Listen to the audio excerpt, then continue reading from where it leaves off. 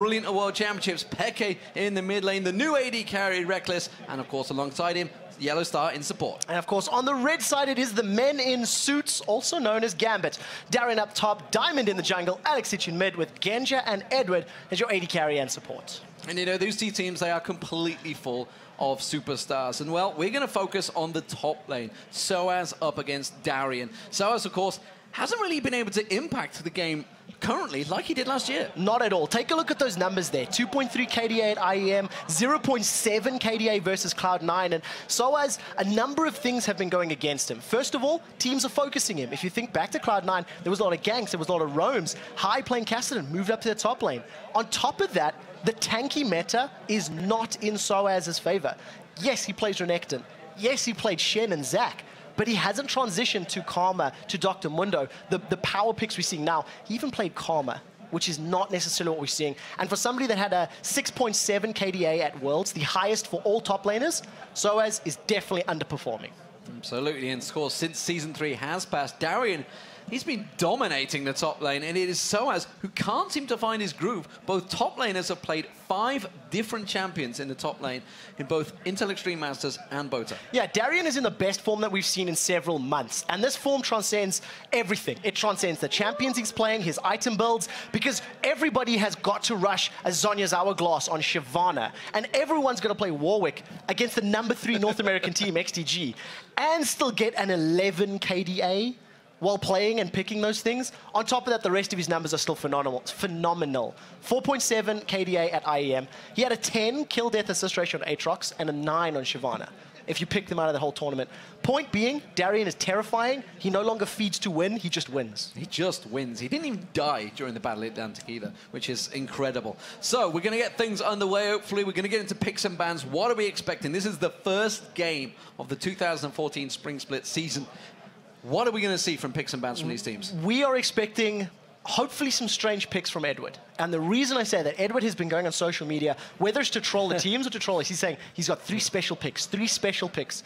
We've seen him play support of Mumu. We know that he's got that. Arguable about whether or not it was effective or not. I've been hearing some whispers that he has been playing some other oddball champs. Somebody was even throwing around words of Volibear as a support. I'm not necessarily buying it, but if any team's going to pull it out, somebody like Gambit could. And you know, he's had some pretty big words when I've been talking to him. He was talking about the Lee Sin supports. He said they are trash in Korea. That kind of surprised me.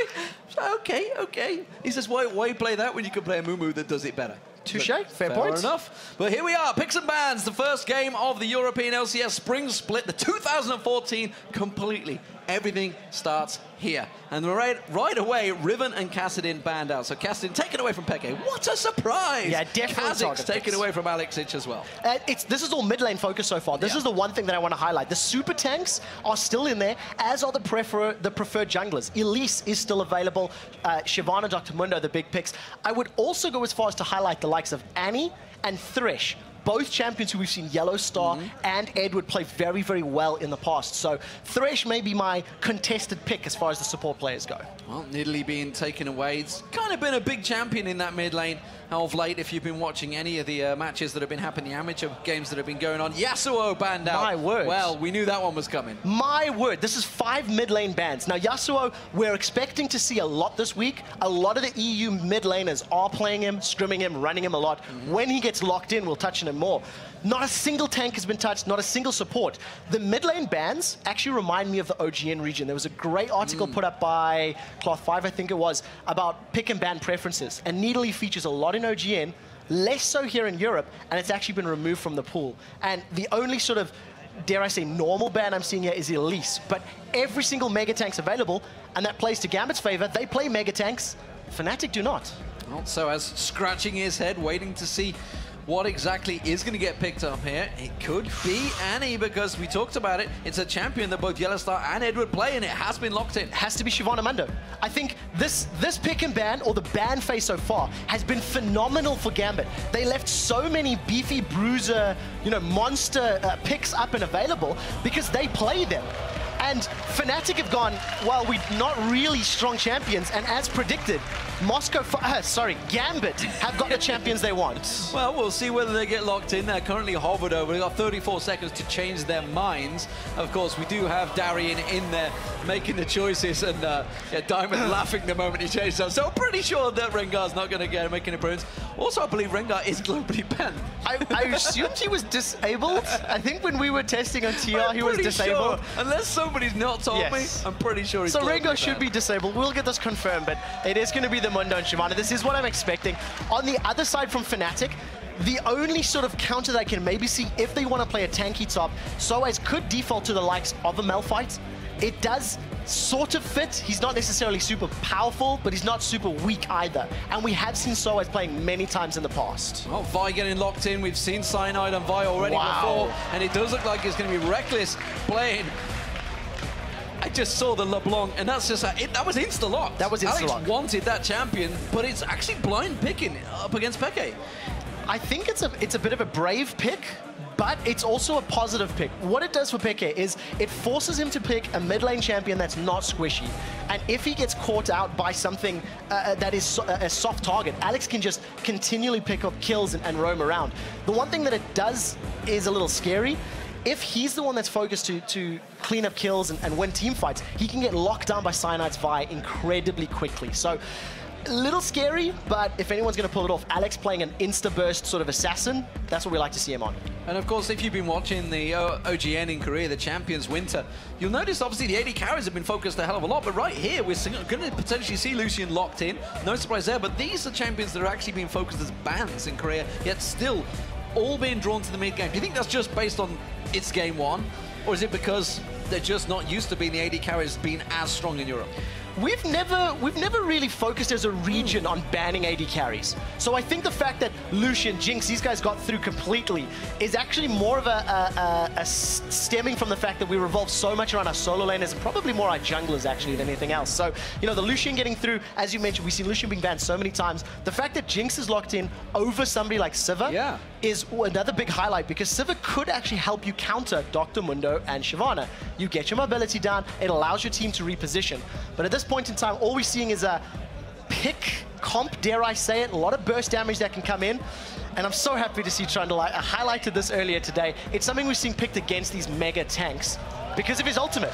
Subjugate is going to steal away the defensive statistics. It's going to make Trundle super beefy. They tend to build the likes of a Blade of the Ruined King very, very early on. And Cloud9's European Challenger team, they were doing this all weekend long, and it's what helped them win this weekend. Yeah, we should point out that is going to be Soaz on Trundle in the top lane. That will be the top lane Trundle, and like you said, it's all about his ultimate. And actually, he said happened to just be talking to him like 30 minutes before we were there, and he was like, you don't use it at the start, you use it as a big heal, as a big buff. So when he gets about half hit points in the big team fight, it is going to be huge for them. Thresh, potentially the Thresh Prince, will he return? He's back in Europe. He had his trip to America, but he is back home where he belongs in the European LCS. Eddie is on Thresh. So with Eddie landing on Thresh, I'm already disappointed.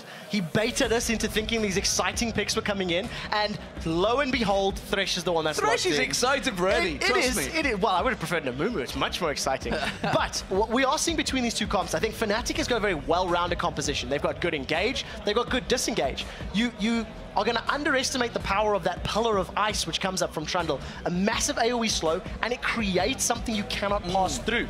Yes, Shyvana can dive over and LeBlanc can dive, but not many other people can. So I like the comp from Fnatic. On the other side, the longer this game goes, the more impossible it becomes to kill tanks, because Mundo and Shyvana are just going to get super beefy.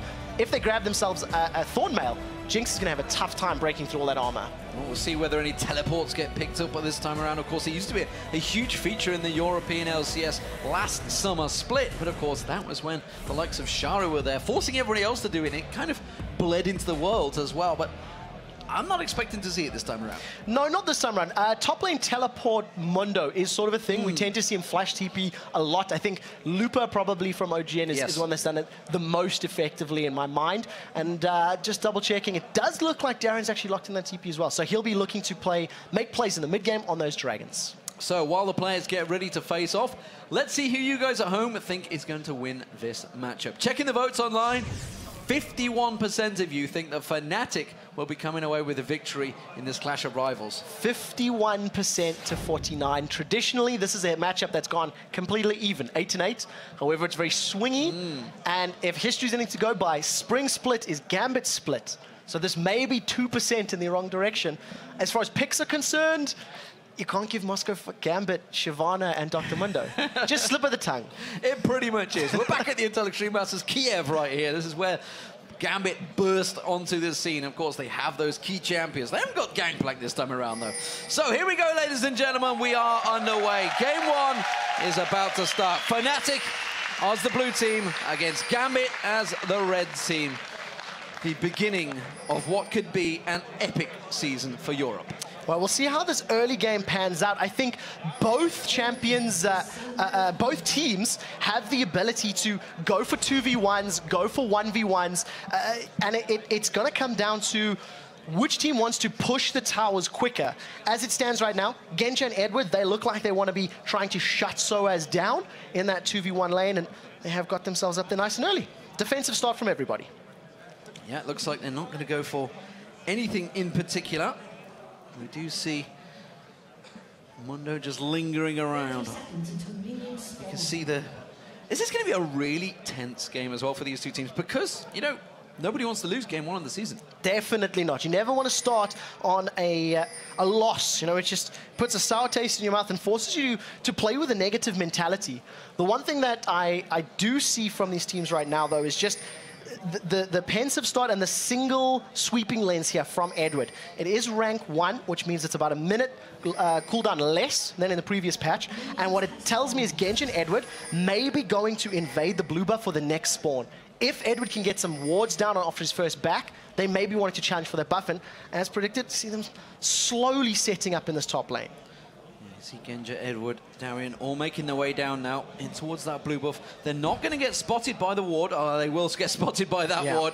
That's going to be big warning time for Fnatic. Will they try and counter it, though? We do see them potentially going to come around the back. They're going to actually try and pincer move here. They're going in for them. This is a 4 versus 3. Gambit could be in trouble. Look for the Pillar of Ice here as Fnatic come in. Genja gets completely stunned up. He's going to get locked up. The Ignite is burning on him. All 5 members come in there. It's Soaz that gets first blood. It's Genja goes down, and now Darian's being chased out up towards the top. Looks like Edward is going to make his escape. He's going to go for the teleport away. Will he get away in time? Yes, he will. Very well played by Darian to get out cleanly, but super important for Fnatic. That early ward that Soaz put down gave them all the information that they needed, fended off the invade, fended the buff steal, and very importantly for them, also allows Soaz to go 1v1 against Darian in this bottom lane with that first blood. He hasn't spent any money yet, but it's a good start for this new pick in the LCS. So red buff being picked up by Diamond. We're back to normality for him. He's actually got double buffs already, so he's kind of ahead because of what was going on for Fnatic.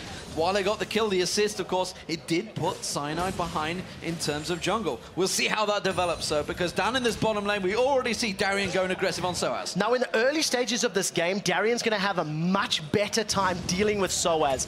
Trundle needs levels and needs all of his abilities to be able to contest and deal with Dr. Mundo, especially with that Pillar of Ice being a big block in his way. We'll see how it pans out as they start to scale. Right now, double buff Diamond is about to find Cyanide. This could be Cyanide in trouble. Cyanide's going to get caught engaged upon. Burnout running from Diamond. Of course, Burning Agony is on Mundo in the top lane, and Cyanide, he's been bullied away from this one, although he uses the taunt.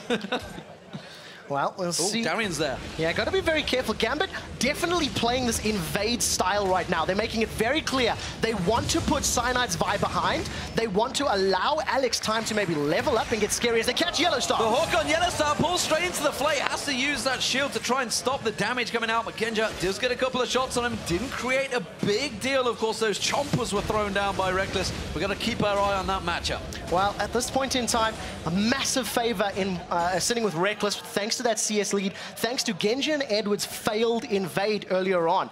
We do see in the mid lane, it looks like Diamond's setting up, and they may go in for pick. That's a flash! A flash goes in. Alex is just going to lock on towards him. Diamond should come in to finish it off. Does manage managed to lock him down, and that is another kill, this time for Gambit. Very good reply from Gambit. Alex was playing defensive enough that Peke thought he was safe. Peke was under no mind that Alex was going to dive in there, and luckily Diamond also avoids that brief knockback by Cyanide's Vi, and it means that Peke not only gives up the kill, that's 2 waves worth of experience and gold he's missing out on, which is key for Alex's LeBlanc. If he hits level 6 and can pop down Orianna before she gets any defensive stats, this is a very good position for Gambit. It did, of course, mean that Cyanide came in and mopped up those lanes. Obviously, he'd been fell behind quite heavily to Diamond. Diamond putting the pressure on him.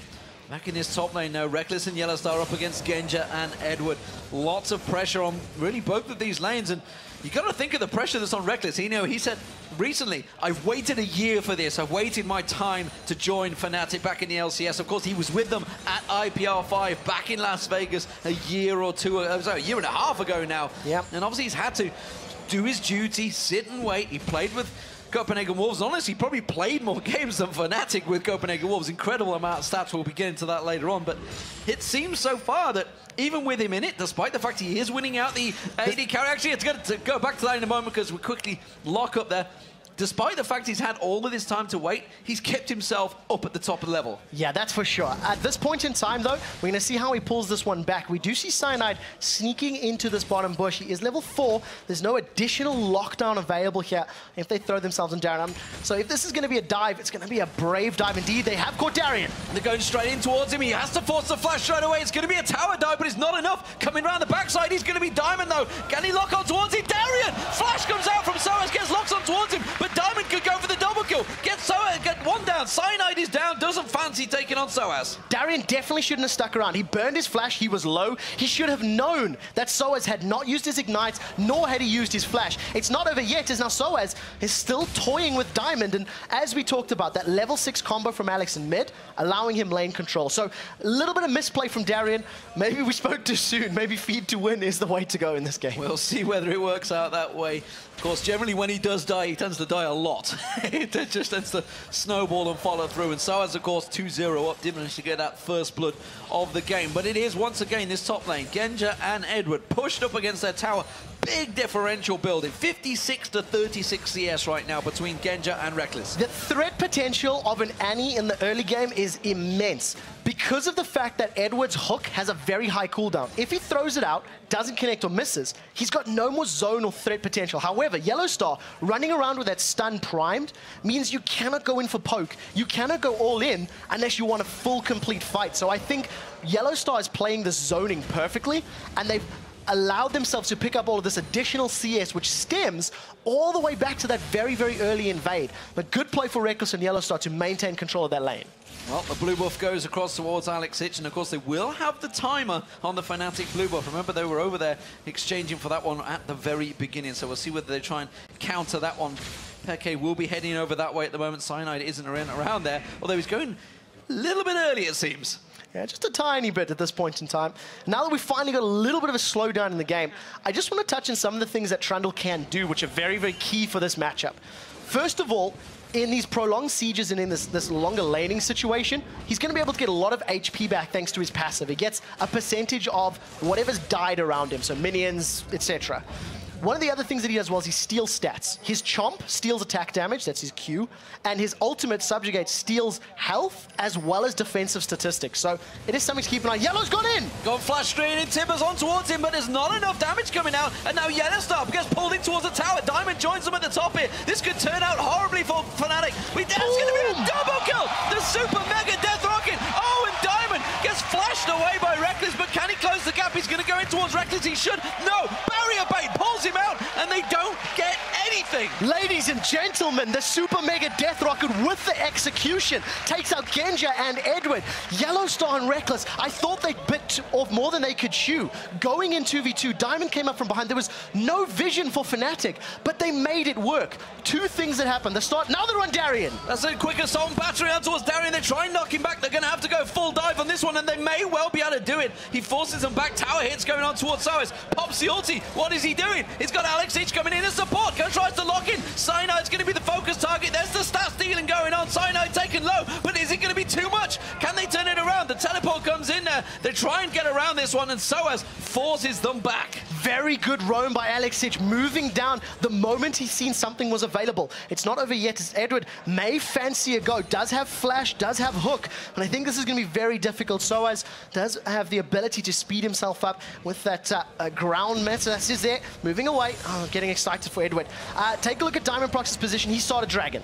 He started Dragon off, and that was what they were trying to do, just bully them away. And Diamond's going to need a little bit of help in this one. He can't solo it out. Genji's going to have to head on down there. The top bottom lane are coming in as well, so Edward and Darian, this will be first Dragon, 9 minutes 50 into the game for Gambit. Very well played by Gambit to balance it out. It may be at the cost of their tower. Alex should be able to get in range quickly enough, and a very good ward by Yellowstar will at least throw them off. So there we go, trading Dragon for tower. Good play by Reckless and Yellowstar to realize that they can actually push that objective down. I think net win for Fnatic because of the additional pressure they brought themselves and control from that top lane. So let's take stock of the situation. Obviously, Reckless got that double kill in that top lane. He went back and got himself almost a Bloodthirster completed there. And of course, he has got the basic boots as well. Big advantage over Genji already. Well, we'll have to see how he makes it stick. One of the things Jinx does better than any other AD carry at this point is damage, especially at that level 6 mark. She's going to deal more than Lucian thanks to the execute ability on her ultimate. The one thing it does, you do give up though when you play a Jinx, you're not as safe as a Lucian. We do see Pekka being jumped on. Alexic going aggressive there, didn't quite get enough down, but I'm looking at the bottom lane. 4 members of Fnatic going to start stacking up here, Trevor. Well, it looks like they may want to try take the tower down. I think if Fnatic decide to play this sort of fast, well, as we say that, Soaz backs off, but if they try focus down the tower, they have the option to get all the outers down, set up Vision to challenge for buffs on this next spawn in the next sort of minute and a half, 2 minutes, and then go for the next Dragon, which I think is probably what they're setting up. A good bait there by Soaz in the recall. There's no ward just a Gambit. Got to be a little careful. Well, they seem to know the position of Cyanide because look at Diamond. Diamond's just come in, taking everything away from the jungle of Fnatic. This is almost like the old Moscow 5, like you mentioned at the start. Coming in, taking everything. It's what Darian and Diamond do best together. However, they're falling behind Fnatic in terms of kills. Of course, in terms of gold as well, it's definitely going their way. Alexic still not quite getting the flow that he wants to against Pekka in the mid. He is doing fairly well for LeBlanc, though. LeBlanc is very difficult to CS with, especially in the early game. And to be only 10 CS behind an Orianna, who's phenomenal at CSing, I think Alex is doing a very good job, keeping himself in the game, keeping himself relevant. He is also blowing his ultimate basically on every cooldown. Just before we switched away from mid lane, you could actually see that that Mimic spell had already been used. The biggest story right now, though, is that because of Cyanide's repeated gank attempts, he's about 35 CS behind Diamondprox, who's just farming his way and counter-jungling his way into a controlling position. And Darian not seeming to care too much about Soaz, who's having to come in towards his top lane and churn through as much as he can. Darian heading back, they have full vision of him. He actually just passed the pink one, didn't even bother destroying it. Despite the fact it's visible, he didn't care, he wanted the top golems. Not using attack move, it's something we see actually very often, and I know during the quarterfinals of OGN, there was one pink ward that lasted about 14 or 15 minutes if I recall, just nobody attack moved through the bush. We'll have to see how long that pink does survive. As Vision, definitely in favor of Fnatic. If you look all the way down the river, take a look at how much control they have, especially on entrances to their jungle. I think Fnatic have realized Gambit are doing a lot of counter-jungling, a lot of invading, and with all the wards that they have set up, they may want to challenge the next time that Diamondprox comes knocking. Well, we'll see how it works out at the moment, though. Looking back towards the middle lane, we do see Peke once again engaged on by Alexic, not managing to really land his full combo. Flash tippers on towards Genja straight away. He should be at dot away. No! Completely locked up, and he had nothing he could do. Nothing he could do. The stun wore off and he was locked in place by the Flame Chompers, plus all of the burst that this BF Sword Vamp Scepter Jinx has. There's nothing Genja could do. He needed Edward with him. Without Edward around, they were able to go for that engage. And unfortunately for Gambit, they're going to lose their second tower right now. As Reckless gets excited, going to clear this wave up, and he's going to back off to buy. Well, not a bad first game straight away, but as you see again, once again, Alexic going in towards Peke, still not quite landing that leash, that full combo on towards him, and Peke just dodging out, using that defensive ball. Diamond once again hunting around, invading the jungle. Yeah, that does two two things here from Alex. We keep seeing the same combo because he wants to be able to farm. He's still only 10 CS behind, and he doesn't want to let Peke roam. He doesn't want Peke to leave that lane to try and help any of the rest of his teammates, or even try to prevent the counter jungling. So by getting in Peke's face over and over and over, it's basically removing that extra force that Fnatic could call on. Edward sat lying in wait in this mid lane, but Alex is already back enough. Alex has actually gone for Wolves. Edward's like, guys, I'm stood here waiting. But Alex didn't care, he's gone back to Wolves. Diamond's going to be taking that red buff. He is on a farming mission right now in this jungle, and this may become a problem as we get into the late game. I think it's definitely going to become a problem. He's already been, invaded multiple times without being shut down at all. He's got 2 kills to his name, and we've seen just how scary Shyvanas can become if they're left unchecked. The one thing I would also like to talk about with the junglers, in this patch, the Spirit of the Elder Lizard, the passive has been changed from that Bounty Hunter, which gave you bonus gold on kills, to now the Conservationist, I think it is, which gives you bonus gold on the large camps in the jungle. So at the very least, Cyanide is going to be earning more gold than you would usually see in previous patches with that item.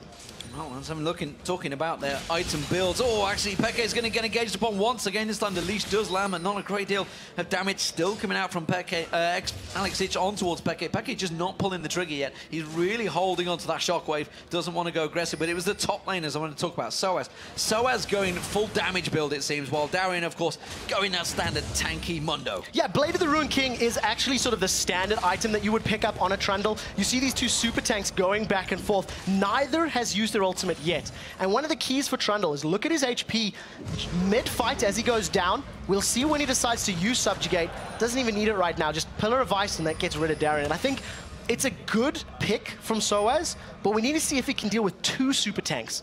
One-on-one, Trundle's going to do fine. He's going to steal you. So that's 40% of your armor and MR and gives it to himself for about 6 or 8 seconds. It's a very good position to be in this mid-game. Well, Diamond knew the timer, but this time around he's being countered by Fnatic. Yellowstar already coming up there. We've seen what a problem that Yellowstar and Reckless have had down that bottom lane. We've got Peke joining him, trying to throw out that ball, trying to get under towards Edward. Peke's being surrounded. If he gets caught by a cleaver, they may want to dive this. They're going to go straight in towards it, and they have enough to tank him on the turret, but the shockwave pulls in Darian. Darian taking a few tower hits, wasn't quite in range towards the end when that shockwave went off. He should be able to tank that through. Of course, his ultimate's not available yet. Not just yet. Darian is going to have sadism up in a couple of moments' time. So right now, Fnatic, they're not grouped to challenge for this dragon, but they are going to decide to push the towers down. They want map control. They're giving away a second dragon, and Gambit may pick a fight here if they can get in from behind. Edward coming around the backside of them. Remember, Shockwave was already used. The cooldown's down. They do take the tower down. Diamond has to try and jump away from this one. Dragon's Descent is going to help him get away. 1 kill goes towards Gambit, but is it going to be enough? They're going to try and tank off. Look at Soaz going in there. He wants Edward. He gets Edward. Can he finish off anyone else? It doesn't seem that way. It's going to be a 1-for-1 jungler for support. Trading 1-for-1. Very good reactionary play from Gambit. Once Cyanide dove in there, Vi threw herself into the team. They focused him down, shut him down, and then retreated. I think Genja made a big misplay not being with his team. He was split pushing, farming in the bottom lane, as only Genja does against teams like Fnatic in the LCS. And if he had been there earlier, maybe that fight could have gone a little bit better for them. He's just said it exactly. It's something that we've honestly criticized Genja for so often. Normally, his position in team fights is immaculate when he's there. But so often he just isn't there. It's just like he's busy farming down the bottom. And honestly, he needs to keep the farm going because Reckless, he's pulling away. Yeah, I think that's one of the key reasons he wasn't with the team in this particular instance. He's 30 CS down. He's 3 kills down. And yes, there are 2 dragons with his team, but that doesn't make up for the 3 towers that they've lost. Fnatic right now find themselves about 2,000 gold in the lead. With all of the outer towers down, they need to get some deep wards. And I'd like to see maybe a second sweeping lane so that they can start invading, clearing the wards, getting vision control, and then making play on the blue, the red, and the dragon, which they haven't been in Gambit's jungle at all. They've been playing very reactively so far. Well, while Fnatic have taken those 3 turrets, Gambit, of course, not taken a turret yet. So technically that's money in the bank waiting to happen. However, they need to start making a push on some of these towers, and they've not really dented any of them yet. This, part of the reason I think they haven't made a push in the towers is Diamond's immense focus on jungle control. You know, Diamond Prox is sitting at 111 CS. He's almost the same CS as Genja, to put things into perspective. And he's spending so much time roaming and stealing camps as opposed to helping AD carries and pushing the tower. And right now, Diamond may want to pick a fight here with Soaz. He does throw down the filth and is going to get away. Yeah, he just passed straight by a ward in that tri-bush once again. I don't know whether it's not the pink ward anymore, but he went straight across it. Diamond's going to try and close the gap here, but you can see Cyanide is reacting. Puts a ward down by Blue. They have him covered. And well, Soaz wisely trying to back away from this one, sticking around that tower. The rest of Gambit, though, were grouping up in the mid lane. They actually had a numbers advantage here. They had a 3v2 setup without Yellow Star being there, and they could see clearly Reckless pushing. But I think they're erring on the side of caution right now, realizing they're a little bit behind.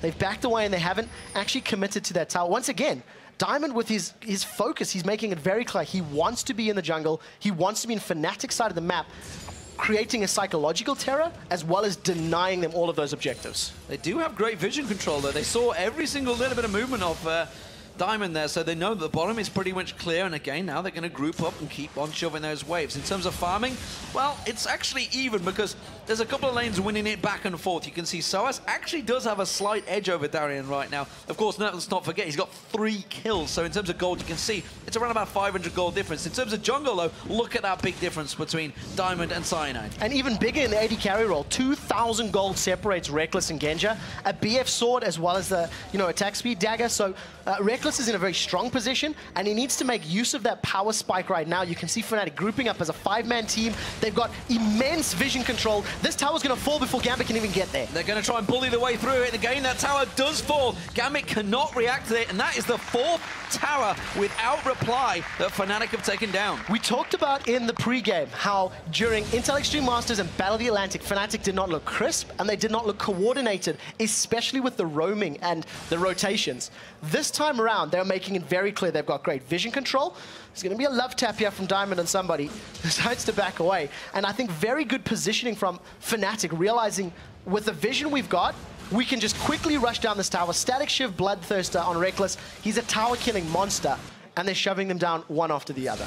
Looks like they're going to try and group up here, dragging up. It's a good and 1.5 minutes, so they're not going to go pushing for that. It seems in mid lane, they may well just try and prevent Gambit. They expected a reaction. Didn't come from them, and Gambit happy to just sit this one out for the moment.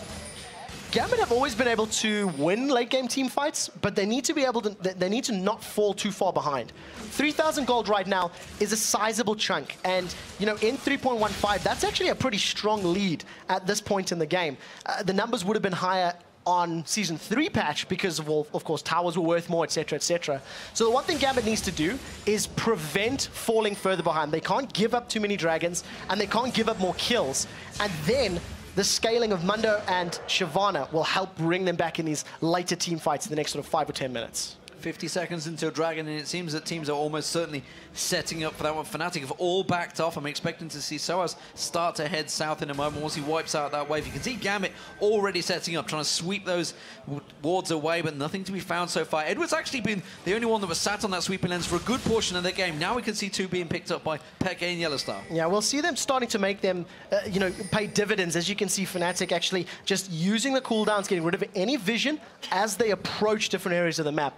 Alex is playing very patient, but he stood right on top of Fnatic ward. I almost thought that Relic, that sweeping lens could have been a bait, but nevertheless, Fnatic right now got a good number set up. They're going to try force the mid lane tower. If they can win a fight in the tower, they'll roll back to Dragon. And once again, Genja is nowhere to be seen. He needs to react very quickly. Yeah, he's not in position right now. He's going to make a move. This Dragon has just respawned. You can see Fnatic, 5-man, already pushing in to get in towards that spawn point. Genja's still only at the inner turret in the mid lane, so he's got a long way to go yet. And Fnatic have already started this one off. Now the rest of Gambit close in. Yeah, the super tanks are grouping up. Diamond is going to go in. Sadum's come down, and here's the fight.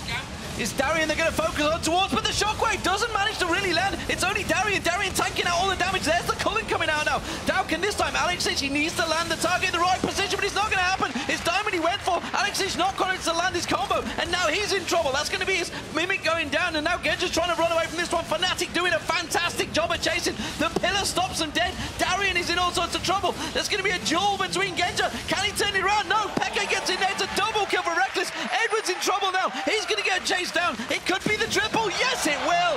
Reckless is 6-0-2. This is a fantastic position for Fnatic. They engaged the Dragon, knowing that Genji wasn't there. Gambit blew so many resources to try and kill Cyanide, and Cyanide got away. He didn't even expend his flash.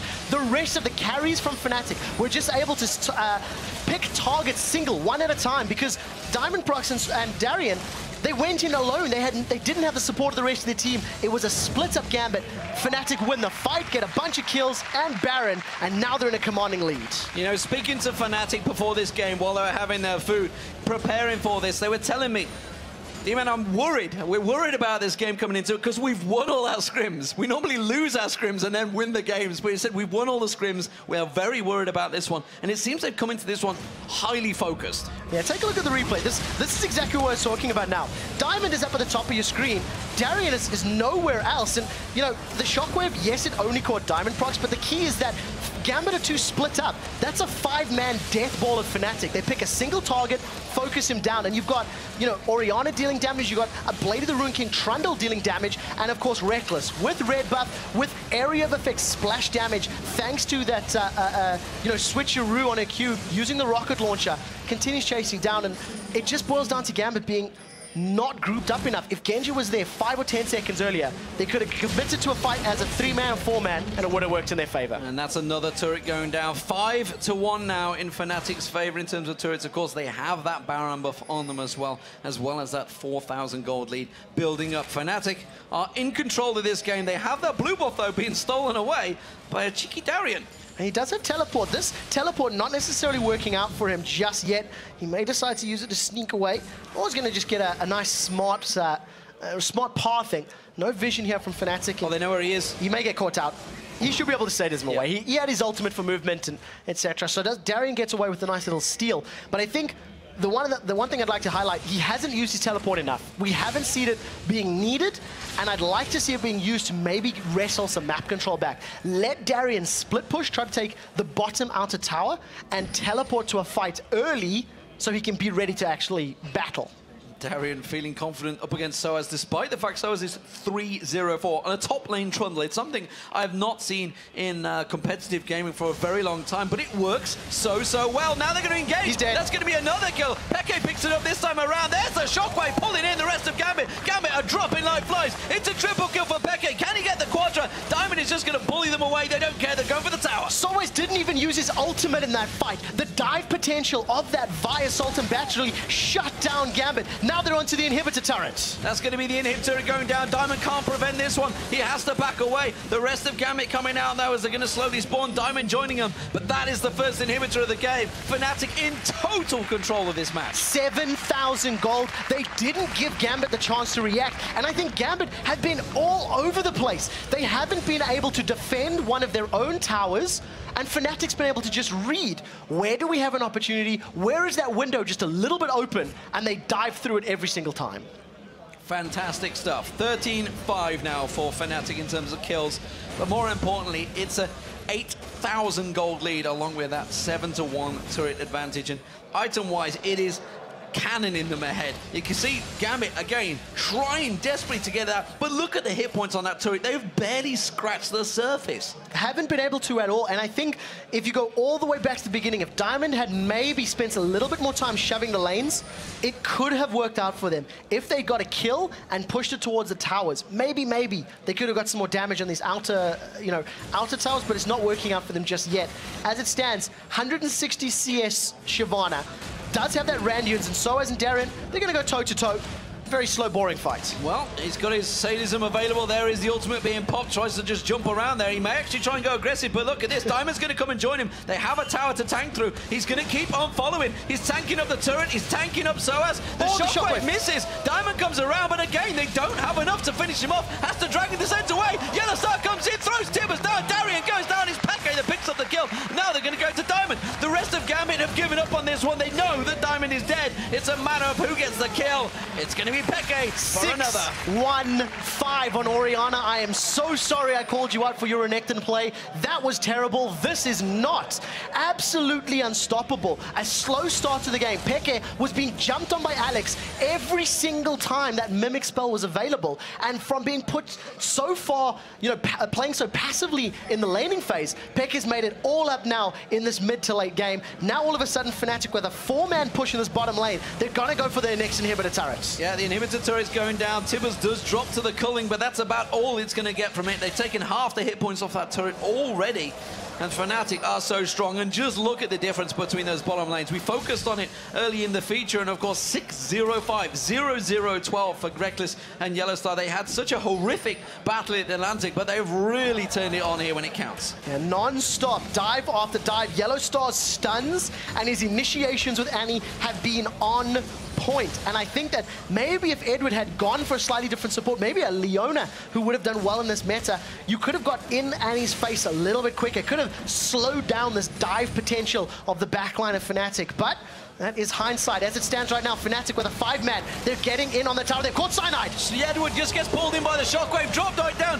Diamond, how tanky is he? It doesn't matter. He's just getting dropped straight down. That's the inhibitor turret going down there. Cyanide going to run away from this one. Darien desperate for the kill, but he just can't get it. And now Reckless comes back around the side. He's hitting everything. Peke gets the kills. It's another double for him. He's 8-1-6. The inhibitor. This is going to be game Fnatic. Cyanide didn't even die. He got out. He dove into 4 members of Gambit, and the super tanks are tanky. It took them a while to die, but they didn't have enough damage. LeBlanc, Alexic has been unable to find priority targets, and Fnatic in 30 minutes are going to pick up the first victory of the LCS. Absolutely fantastic stuff. Fnatic just tanking down slowly. Will they get forced away? It seems they will. Soaz gets hooked. Can he go down? He's at 3-0-10. The last thing he wants to do is die and lose one of those stats to Diamond. And again, they back away. It's going to be delayed a little bit here, but I don't see any other outcome. There is so little that Gambit can do to pull this game back right now. 2 inhibitors down, super minions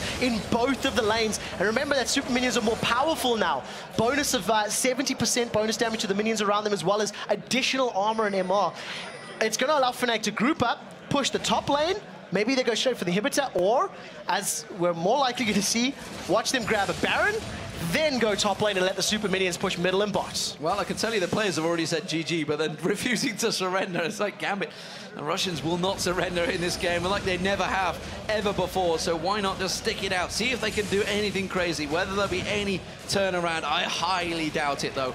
And then, of course, there is the Baron. Gambit know that they have to go for it. They're going to try and rush in there, see if they can go for it. But it seems that Fnatic are already red. Wait. Yeah, and the longer that Fnatic can hold Gambit here, the better. Super minions are in. They pick the fight. Shockwave on Edward once again. He gets dropped before he even uses that ultimate. He gets taken straight down. Darien comes in. Diamond comes in. The tanks run in the front line, but they just don't have enough damage to follow through. That's going to be another double kill for Peke. There, Darien's going to get focused on. One more hit should take him down. It's not going to be from Reckless this time around. It will be. Finally takes him down. He's 8-0-9. Peke 10-1-7. And Yellowstar, the unkillable, 0-0-15, the perfect support right now, and Gambit are just licking their wounds. Engage after engage has been perfect from Yellowstar. He didn't even need Tibbers in that previous engagement. They only burned the shockwave. All 5 members of Fnatic on the Nexus, and it's finally over. Here we go, ladies and gentlemen. Fnatic take game 1 of the European 2014 season of the LCS, and what an impressive debut for Reckless right there. Ending the game 8-0-9 with a 0-0-15 support alongside him. You know, they were talking about how Genja and Edward have been together for so long, but what a starting performance. In the interview, or in the video segment that we had beforehand, Reckless and Yellowstar were saying how their synergy is driven by Yellowstar. Yellowstar will say a full sentence like, go. And Reckless knows everything that means. And on a champion like Annie, it's exactly what they're talking about. 1 more minion gives me the experience I need for 6, means go. The Flash Tibbers double kill in the very early game is what got that whole snowball rolling. And if you go even further back, that very, very beginning invade, giving Soaz first blood, Gambit miscalculating the early stages and unfortunately giving the advantage to Fnatic already. And you've also got to give it to Soaz. You know, it's a ballsy pick, going with Trundle up against the Mundo Shyvana. You called it. You know, they're going to have to lock those in as the first 2 picks. But we knew from talking to the teams, this was the counter. This is the counter that seems to work. And Europe again, showing the hand and basically leading the world and saying this is how you counter it. Yeah, so I think it's definitely an option. It's not like it's a hard counter. It's not like it shuts it down. But the power that a Trundle gives you to steal statistics and also gain all of those bonus stats that are so important when you are able to have crisp rotations. When you have a Trundle that can steal stats and tower dive with a Vi, and your whole team is there to back you up. Let's go mid, let's go top, let's go bottom, which is what Fnatic did over and over. Genji was not in time. Genji was nowhere near where he needed to be in those setups. The rest of Gambit, they weren't at the tower. Fnatic rocked up, started hitting it, and then Gambit responded. They simply weren't in the groove of the game, I'm afraid. And what do we make of Reckless, obviously, up against Genji? Because, obviously, despite the enormous stats that he ended up with, at the start, he was quite far ahead in terms of CS. It was a 20-30 CS gap just in the lane phase. I think that has a lot to do with the failed invade plus the zoning potential of an Annie. I think had it been a different support champion, the risk of moving into last hit, it would have been less for Genja. So what I mean by that is, as Annie charges up her stun, she just sits by the minion wave, by the line, shows her face, and almost goes, Genja, I dare you to go for that last hit, because if you do, I'm going to hit you with my full combo and shred 30% of your HP. And if I only do that once every minute and a half, it doesn't cost me a mana. It's a threat potential that Yellowstar had, and he played it perfectly. And finally, of course, the mid lane. What do we think of the insta-lock Alex Ich LeBlanc? He tried to burn them's combos onto Peke, but it just wasn't working. It didn't work. I mean, that's what it boils down to. He kept Peke in control in the laning phase. It was the only thing that we could say about it. He was unable to find targets in team fights. The dragon fight springs to mind where Mundo and Shyvana were around and Alex was off on the side above the cliff. I don't think he touched Reckless. I really don't think he got onto Reckless when able to pop him. The shield from Orianna was too great. Trundle was too tanky. You can't really kill Vi. With her passive, she gets a shield anyway. So I don't think that pick worked. And I probably would have preferred to see something else. Maybe even picking the Orianna first. With the mega tanks, the mobility, the damage, I think that maybe could have even worked out for them. Well, ladies and gentlemen, we do need to take a quick 5-minute break here. But when we come back, Shox and Joe will be talking to Peke from Fnatic about their first victory of the season. Then, the new Copenhagen Wolves will be testing their strength against the Alliance team assembled by Froggen. The League of Legends Championship Series. We'll be right back.